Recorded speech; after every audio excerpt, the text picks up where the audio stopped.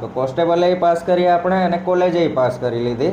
Return એક્ઝામને શરૂઆતમાં તો તકલીફ પડી.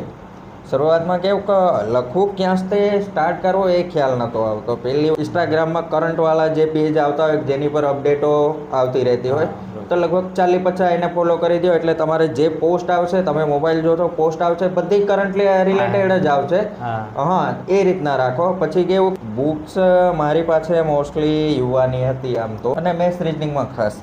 મેથ્સ રીઝનિંગમાં કેવું છે કે તમે ચેપ્ટર કરતા હોય ત્યારે તમને બધા દાખલા આવડશે, કારણ કે ટ્રીક તમને ખબર જ છે કયું સૂત્ર વાપરવાના અને કેમનો જવાબ લાવવાનો.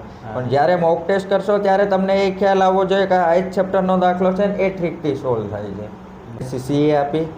CCA ગ્રુપ બીમાં મેં પાસ છું. DV કરાવ્યું છે, પણ ત્યાં આગળથી પછી એવું થયું કે ના મારે પોલીસ ડિપાર્ટમેન્ટમાં જ રહેવું છે, તે ત્યાં OTP આઉટ કરી દીધું. પછી STI પ્રિલિમ્સ પાસ છું, GPSC 1-2 પ્રિલિમ પાસ છું.